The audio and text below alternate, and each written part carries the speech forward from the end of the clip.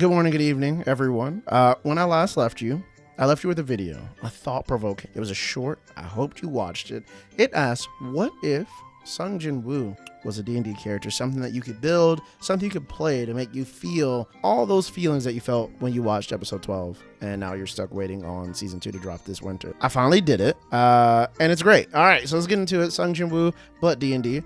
What's the goal? The goal is obviously build Sung Jinwoo in D&D, but here's my goal. Because I've seen builds already. I've seen a couple build videos. D&D builds did one. But my focus is not just going to be on, oh, I hit real hard. My focus is on the fact that you need a shadow. All right? You need every summon you can possibly get without using a druid, and that's what we're doing today. So I promise you we can get 12 creatures on the field along with your Sung Jinwoo-like character, and these are the things that we need. What do we need?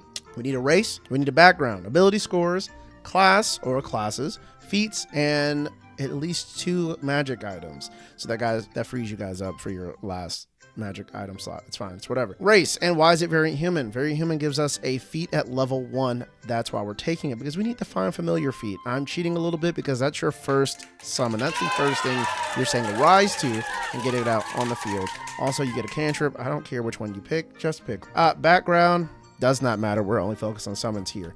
Background continued. You could ask your DM to let you use a wild spacer background. It gives you the feat tough, which gives you a couple extra hit points every time you level up. But if they don't let you see the previous slide, it's okay. Next, ability scores. Okay, I can hear it already. Why is his strength crap? All right, this is D&D. The build has to make sense. It's got to work. So his strength is going to be an 8 because that's what we don't need it. All right, Dex is going to be a 14 because we're only wearing medium armor. Our Constitution needs to be pumped up to a 15 because, again, it's D&D. This is really important. So you're going to take that +1 that you got from Variant Human and you're going to put it into Constitution. 10 Intelligence. I remember episode 1. It's a pretty smart guy who's figuring out what was going on in that double dungeon situation. Tried to save some people's lives. It didn't really work out. 8. Wisdom. Why? Because he should never have been there in the first place. And then we're going to go with 15 charisma, and we're going to put the other +1 for Variant Human here. He gets hot later. That's obviously why we're doing this. The first class that we're going to talk about that he needs, because it's 1 of 3. He needs 3 classes. The first one, fighter, at least 4 levels. Okay, level 1 to 2, no one cares about it. Ignore it. We need level 3 fighter. It's got to be an echo. All right, we need it to be an Echo Knight. Why? Because you get Manifest Echo. This allows you to summon a spiritual time-based, you see the picture, you get another summon. That's all that really matters. You can flavor it how you want. I typically, in my own campaigns, flavor it as Igris because I think it's really cool. You also get to attack through the Echo's position. It is not an actual creature. It is a magical object that you can move up, down, left, right, kind of, pseudo flight and all that, and you can teleport switching places with it. It's a really broken ability. I hope your DM lets you use, otherwise the build does not work. All right, then we're going to go up to level 4 and we're going to get a feat or an ability score increase. We're going with the feat Telekinetic because he has telekinesis as of episode 11 or 12. I really don't remember, and it gives us a +1 to our charisma. That bumps us up to a 17, I think. We're going to 20 because we need to. And this is why we need to. We're taking our second class. We're multi-classing into Sorcerer. We need 6 levels. And we obviously got to pick Shadow Sorcerer. It just makes the most sense. Level 2, Font of Magic. Who cares? Level 3, Meta Magic. You need to take Twin Spell or Quicken Spell. You can pick your favorite, but I know what kind of player you are if you don't pick those 2. And level 4, we're going to pick an ASI. We need to get our charisma up to a 19 to prepare ourselves to get to a 20. And level 6, this is why we're really here. We need that Hound of Ill Omen. It gets us our 3rd summon. Now you've got 3 things. You got your Find Familiar, your Echo, and your little Shadow Puppy. It's great. Now we're going with Warlock for our final 10 levels. This is the best part. All right, this is where it all starts to come together. You're going to see the vision. We're going with the Hexblade Warlock. We're going Pact to the Blade because he uses daggers, and you can use daggers if you want. They suck, but you can do it. You're going to get improved Pack Weapon for your Eldritch Invocation.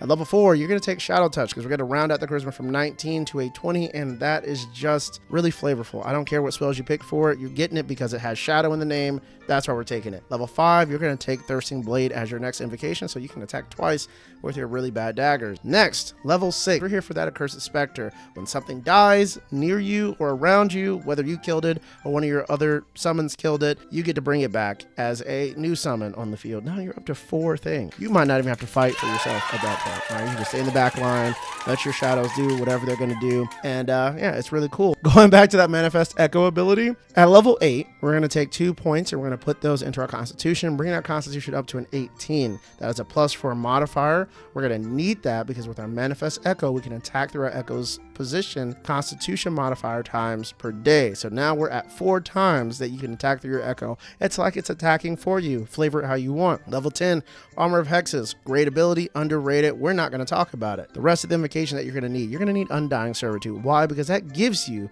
access to the Animate Dead spell once per day without using a spell slot. This lets you take any dead body or pile of bones and turn it into your 5th summon. You got 5 things that get to walk around with you every day. It's great. You're going to take one with Shadows to let you turn invisible because you saw the episode with Kang. It was great.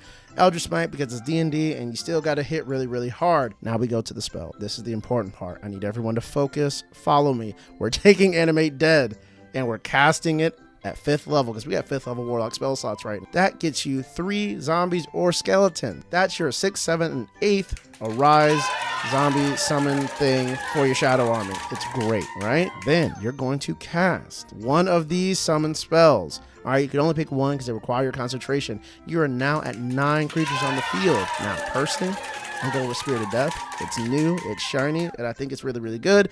If you pick anything else, that's fine, I guess. You can do what you... And now we get into the magic items, because I promised you 12 summons. We've only got 9. Here are 10 and 11. You need to ring a spell store, okay? You need to put your 3rd level summoning spell, whichever one you used, put it in your ring of spell store. You gotta get it. Follow me, follow me. You need 2 uses of the shield spell. Put those in there. We're done with that. Now, for the armor, you need Armor of the Fallen. Why? Because we're gonna cast Animate Dead again, all right? We're really crutching this spell. I promise you it makes sense. You're casting again once per day without expending a spell slot, and you get to summon another zombie or pile of bone. Now, I bet you're wondering, why are we using a summoning spell in our ring of spell storing, right? Because you can only concentrate on one spell. You are absolutely right. We're not going to be concentrating on it. All right, this is what we're doing. We're using the sidekick rule, all right? If your DM lets you use sidekicks, take advantage of your DM, okay, and thank them later. You need to ask them if you can get a sidekick first and foremost. Then you need to tell them that you want it to be an orc because it has to be an intelligent creature. Then you're going to use that orc. We're going to count it as our 12th summon. You're going to give that orc your ring of spell storing. They're going to cast your summon spell for a total of 12 members of your shadow army on the field at the same time. And the orc can cast shield to protect itself. And boom, there you go. That's Jinwoo in D&D. That's my build. If I missed anything, let me know. If you think you could have squeezed out more shadow summon things, I don't think you could have. If you think that you could have done this better, let me know what I missed. Let me know how many more army members you could have created. Put it in the comments. Yeah, that's it for me. I'm out.